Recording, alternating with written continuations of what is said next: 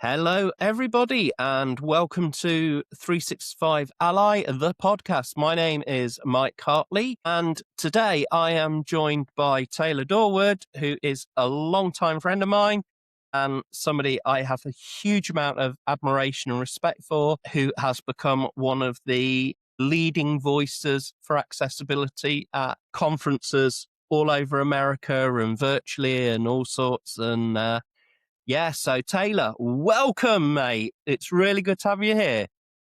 Thank you so much. And I really appreciate that introduction, and that respect and admiration goes both ways. Absolutely.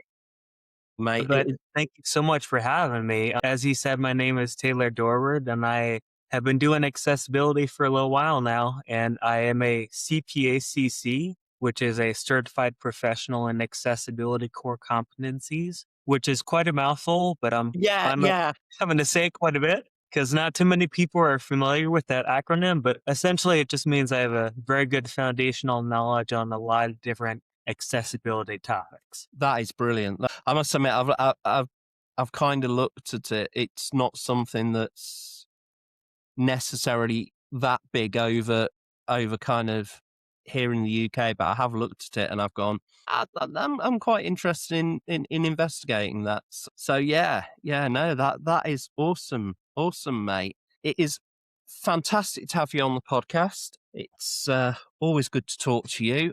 So we've kind of got a bit of a format. I need to be on my best behavior to try and keep things at pace, which I will try and not get sidetracked, but that's always a challenge. Got kind of a few standard questions that we'll go through, and just answer away, talk away, please. So really, the first one is kind of a wide-ranging one, and obviously very personal to individual circumstances and individual people, and that is accessibility. What does accessibility mean to you? So this is a very interesting question, and as an advocate for accessibility, I find myself giving the definition for accessibility a lot. And so the official one I refer to is that accessibility refers to the design and provision of products, services, environments, and information that can be easily used, accessed, and understood by everyone, especially those with disabilities. Now, as you can tell, that's quite a lot. But I always like to give that one initially because I feel like it really encompasses how broad of a topic accessibility really is. It's hard to sum up in just a few words. But in simplistic terms, it's really just about creating an equitable experience for everyone. And so that's really what it means to me, is just making sure everything, whether it be your PowerPoints, your verbal presentations, your workplace activities, whatever it is, it's able to be done and interacted with by everyone, regardless of their ability. No, I love that. That is, so true. Yeah, it's always a fun one because I mean I'll be out and about. I'll go to events.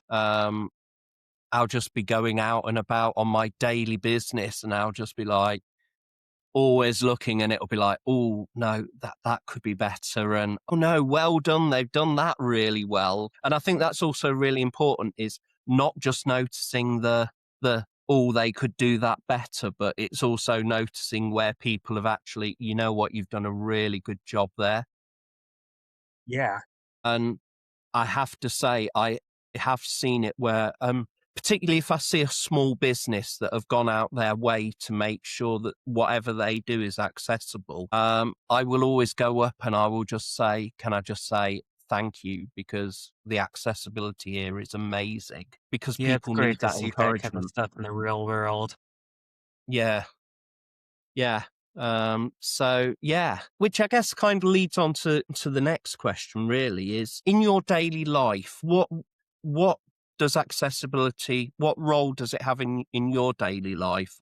Yeah, so accessibility, as a person with a disability myself, I am blind. I have something called cortical blindness, which is blindness caused by damage to the visual cortex in your brain. So when you look at me, you may not be able to tell right away, if at all, that I have a disability. And that's part of having a hidden disability, like vast majority of disabilities are. I think the statistic is around 70% of Yeah. disabilities are hidden. And that's very important to know because you can never assume someone's situation. And so for me, as a person with blindness, as you can imagine, certain things can be a bit challenging. And I do a lot of stuff on the computer. Something that is very important to me is my screen reader. And so for a person with blindness, you have some options when using your computer. For me personally, I use NVDA. A lot of people also use JAWS, and I have both. But for me, since I do have some functional vision, as do a vast majority of blind people, in fact, around 95% of blind people still have some functional vision. And this may be as little as perceiving light, but it's not always seeing darkness as it may be portrayed in movies or in written text. So I always like to emphasize that point. But for me, I tend to use NVDA quite a bit because it's better suited for my situation. It's hard to put it into a quantifiable statistic, but I would say I've roughly 70% of my vision. Sometimes it feels like 50, sometimes it feels like 80. It can go back and forth. But so I did initially try JAWS, but it was a little bit too much of a screen reader for my situations. Mm. NVDA seems to be right in the sweet spot for me. So I use that all the time when I'm on my computer. And that's just talking about digital accessibility. I use a lot of other accessibility tips and tricks throughout the day, just doing my normal daily life. Yeah. Yeah. And I have to say, I didn't know that stat around blindness and the percentage on visibility within blindness. That was something I didn't know. But the hidden disability one, that is, yeah, that's what that 70%. It's a stat I use quite a lot. Because again, to look at me, people wouldn't know, but I have hidden disabilities as well. And actually, it's kind of a good time. You can get the sunflower lanyard and the sunflower badge. These started out during COVID, actually. They started out for people who couldn't wear masks when doing shopping because of hidden disabilities. So they came out with the sunflower lanyard to indicate I've got hidden disability, therefore please don't judge me, and don't sort of guilt trip me and what have you. And since then, they've really grown. They've become international. So you can get these in so many countries now. And I know in America, you can get the hidden disability card and lanyard. My wife and I, we came to New York last year for our 25th wedding anniversary. And it took me a long time to actually feel comfortable wearing the lanyard and the badge because I was like, I don't like having a label on me. It felt really kind of personal. But then I started to use it a bit. And then the first time I flew and I had that with me and I got up to security and they were like, oh yeah, just you can go through the hidden disability lane, which helped with my social anxiety. It helped me cope with my mental health element. As well as my physical element. It really surprised me when we came to New York. I mean, I've been to Seattle, and it's kind of helped me get through TSA a couple of times at Seattle. But New York, when we arrived and when we left, they were just like, "Oh yeah, you've got come here." You go down here, you cut the lines that they'll help you through. They're like, is there anything we can do to help you? Is there anything that you need to make it a bit more comfortable for you? My wife and I, we were the fifth and sixth person to board our flight home from New York because they were just like, yeah, no, you just get on the plane straight away. And it was like, okay, this is actually really helpful because we're not fighting everybody. Again, my social anxiety is not being triggered. I'm not getting pushed about, which would trigger my physical chronic pain and everything else. So yeah, I would say to people, if you do have hidden disabilities, then yeah, please look at the sunflower scheme because it really does help. it is invaluable. And I know from my wife's perspective, it gives her a lot more peace knowing that I've got that with me, and that I will have support when I'm going through security and all that, like if she's not with me. So yeah, on the hidden disability, definitely check out Sunflower Scheme. So yeah. Yeah, I have mine as well, and it's been very helpful in their reports, like you said, but also at these in-person conferences. It's Yeah. been extremely helpful having these, and it's still gaining some awareness. I get a lot of questions about it, and I'm sure a lot more people want to ask, but they might be shy about it. They may not want to offend or anything like that. But it's been really nice having it. What's cool is actually a few conferences ago, one of the companies was giving out sunflower badges because they made ones that are the sunflower lanyards, but their colors are inverse for people who support the movement. And so Nice. the whole Yeah. company was wearing them and they were handing them out. So it was pretty cool seeing that stuff. Oh yeah, no, that's awesome. I love that. I'll have to keep an eye out for things like that one. Yeah, cool. So that's kind of everyday life, living. I think unless you've been living on Pluto for the last few years, you can't have escaped AI. And I always find it interesting listening to people's experiences, because I've heard a whole mix of things, and I've had different experiences with AI and the impact of it, both positive and negative, sort of from an accessibility perspective. What's kind of your view on the impact of AI? Yeah, I love this topic. It's something I talk about quite a bit at conferences, and I've talked to other people with disabilities as well, and I've heard mixed reviews. Some love it, some really don't like it. So it's very interesting. But for me personally, I think that it's fantastic. It's a new assistive technology that I can use. And I think it can help a lot of other people with disabilities as well, allowing them to attain skills that they may not have thought possible before. Like, for example, utilizing Microsoft Copilot to help you learn how to code, how to analyze code, and how to develop those skills, maybe opening up new career opportunities. And for me personally, with my blindness, looking things up, something as simple as that can be extremely challenging doing it manually. But using like the voice mode for some AI, I can just ask it a question and it can give me the answer. And I can even ask where they got that information, make sure it's from a reputable source, because you don't want to just believe AI blindly. Because just like a human, it's going to make mistakes. And no matter how you prompt it, sometimes it's still going to make those errors. Making sure you're getting the correct information is always important, but having access to information in that way has been a game changer for me. And it's been very freeing to be able to look things up, just so trivial things, looking them up now that 3 years ago, I would have to ask someone or play games with Alexa and see if she could finally give me the answer. Because, I mean, Alexa and like Siri and other AI that's been around for a little longer can be very helpful for sending messages back and forth and reading some things. But for example, I'll use Siri and I'll ask a question and it'll just say, here's the results. And I'm like, can you read them to me?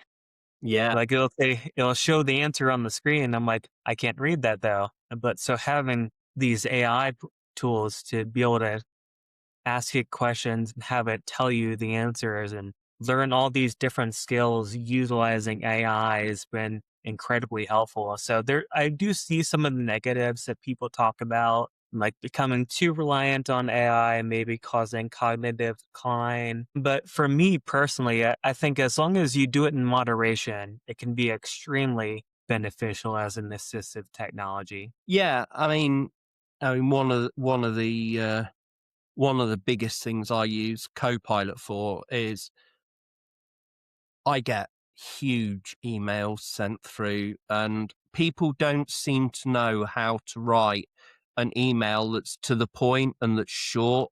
They seem to want to give a whole story, and there'll be points in there, and I'm just like, I haven't got the time or the attention span. Copilot, give me a summary. tell me what the key points are. What do I need to do? And it has helped me out so much in that respect. I mean, it's actually enabled me to make sure that I'm paying attention to stuff that, quite honestly, in the past I would probably ignore because I'd be looking at it going, I haven't got time to read that. I'll come back to it later. And I never would. Yeah. Whereas now it's like, you know what, just give me a summary so I know the points. Actually, I need to pay attention to this. And I'm kind of sitting there going, yeah, how much else should I have paid attention to in the past? But hey, life's too short to read emails that are about 4 pages long. And that's not an exaggeration in some of them, but it is nice to get those kind of summaries. And I mean, it is for somebody who doesn't necessarily have the greatest of attention spans, let's say, it really is helpful. And I know a lot of other people that find exactly the same. So yeah. That's really cool. So that's kind of now. If we look at moving forward, I mean, the pace of change with AI has been phenomenal. Yeah. It has been just crazy to witness it. And yes, I know this makes me sound old, but it takes me back to sort of the 90s when the World Wide Web was first came into being. And then all of a sudden you went from a few tech companies having websites to all of a sudden everybody having a website, and you're not a business without a website anymore. And that kind of happened within a very quick pace. And this seems to be going at an even faster pace, certainly in terms of the reliance and the capabilities of AI is insane. But from your outlook on things, from your perspective, what do you see sort of the impact, the sort of future of accessibility within this AI world? I mean, you sort of mentioned about people getting overly dependent on that. Is that something you see as a concern, or do you see much greater positive potential for AI and accessibility? I mean, specifically talking in the context of those with disabilities, I worry a lot less about overuse because, for example, my sister is a big proponent of that. She's always, because I use ChatGPT, the voice mode, quite a bit on my phone for quick questions. And she'll say stuff like, I wish you wouldn't use that so much. And like, it's going to cause some cognitive issues down the road because you're going to be thinking less, which I understand. Mm. But also, I'm not using AI to do something that I can already do. I'm using AI to kind of close that gap. So, like, think like an average person has the capabilities of doing this amount of work. And me without AI, I might be down here. But with AI, it kind of closes that gap. And so when I think about my usage of AI, I think the instances I use AI, it's got to be at least over 100 times a day. But those could be very quick questions, quick snippets of using Siri, using Alexa, and all these different AI tools like Copilot or ChatGPT. But I'm not using them to replace something I could be doing without it. I'm doing something, using it to do stuff that if I had the same disability 10 years ago, I wouldn't be able to do. So I feel like it'd be irresponsible of me to not utilize these amazing tools that I have at my disposal when I'm not using it in a negative way where I'm just being lazy. I'm using it to help me be more efficient and learn new things and be more open to trying new things because I know I have this tool I can use to help me learn and understand things easier. And so I think the progress of AI is really exciting to see what's going to do going forward because you have things like the Ray-Ban Meta glasses, and I have something called Solos, another form of smart glasses. And I remember just like 3 or 4 years ago, I tried something called Oricam, which is a similar technology, but compared to what they have now, it looked like it was like a calculator, like an old school calculator in comparison. So like implementing AI into accessibility, I feel like has drastically changed the game. And I'm really excited to see where it's going to go in the future. I think it's going to be very exciting. Yeah, I absolutely love that because you talk of it as it is another assistive technology aid in your daily life, I've not heard anybody describe it in that way, and I absolutely love it because it is such a valid point. I mean, that closing the gap thing is huge. And you mentioning the meta glasses, it was funny. We had the TV on the other weekend, and we were watching snooker because we watch a lot of sport in our house, and we do like snooker. And the match finished early, so as they do, they stuck a program on just to fill the time. And it was one of those programs that I wouldn't have necessarily tuned into if I hadn't seen it. I'd have been doing other stuff. But it came on and it sucked me in. And it was a guy named Chris McCausland, who he lost his sight when he was, I think, a teenager. And he's a comedian, and he did Strictly Come Dancing, so like Dancing with the Stars in America. And he won it. He actually won it, which was phenomenal. But he was in San Francisco and he was trying out different assistive technologies, he tried AI, he looked at lots of different things. And one of the things he was trying out was the meta glasses. And seeing just what they were capable of more and more from where they were. I mean, when you think about the whole Google glasses thing and the controversy over people recording and everything else, but seeing how he was able to use them, and he'd be looking and he'd be like, Meta, what's this?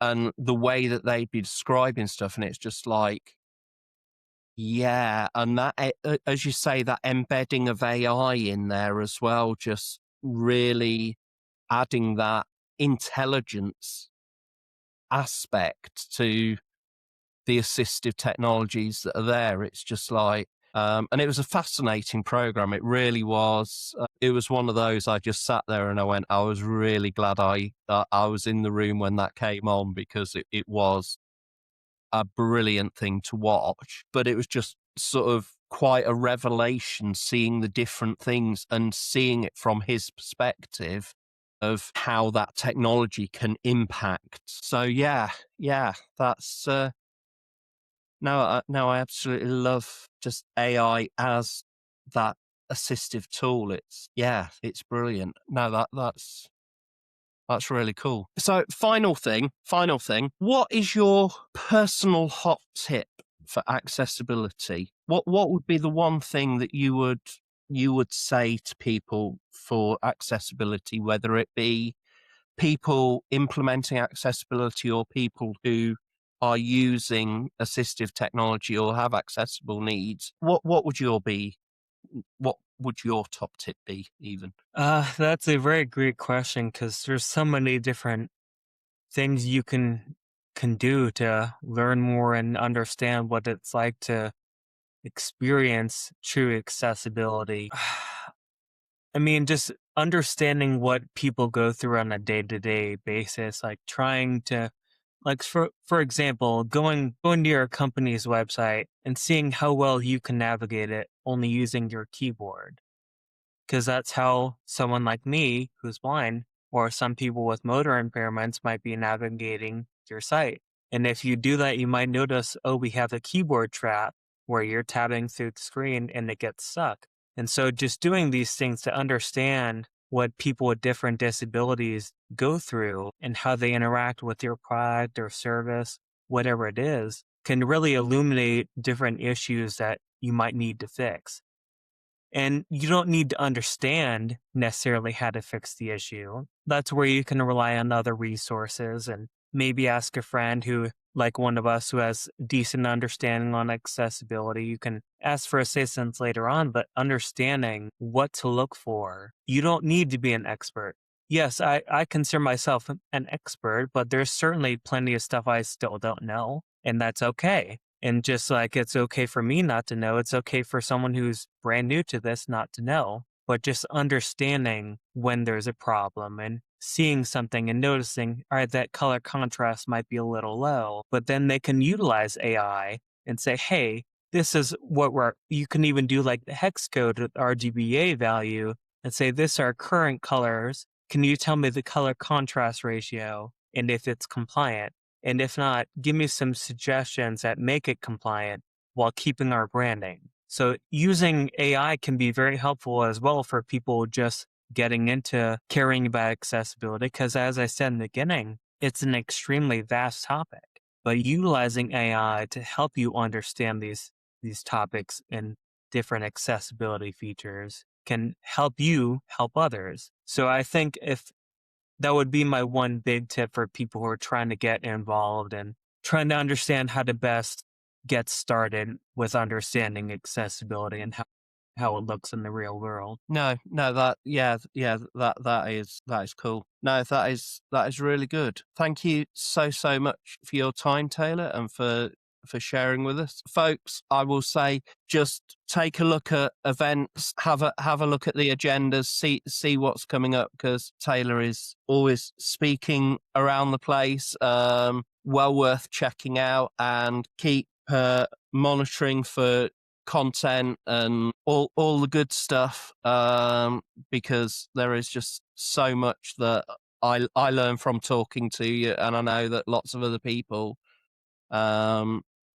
will learn from as well. Taylor, thank you so much for your time today, and yeah, it's been awesome having you on the show. Well, thank you very much. It was my pleasure, and thank you so much for getting this started. And what you're doing is very exciting. So thank you. Thank you. Okay, folks. Well, that's it for another episode of the 365 Ally, the podcast. Yeah, stay tuned, and we'll catch you on the next episode with more personal takes on accessibility. Thank you, everybody, and so long. Bye.